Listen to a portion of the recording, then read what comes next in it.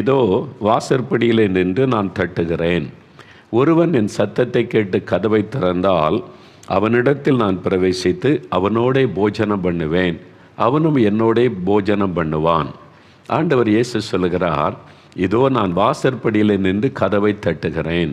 என் மகனே, என் மகளே, உன் இருதயத்தின் வாசற்படியில் நின்று கதவை தட்டுகிறேன்.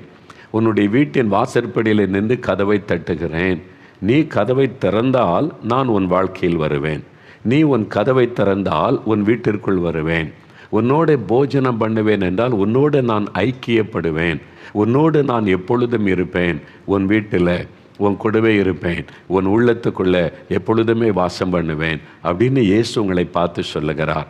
அவர் அழைக்கிற ஒரு ஆண்டவராக என்னிடத்தில் வாருங்கள், இளைப்பாறுதல் தருவேன் என்றார். வந்தவங்க எல்லாம் ஆசீர்வதிக்கப்பட்டாங்க, சிலர் வரவில்லை. அதன் பிறகு அவர் தேடி போய் அநேகருக்கு அற்புதம்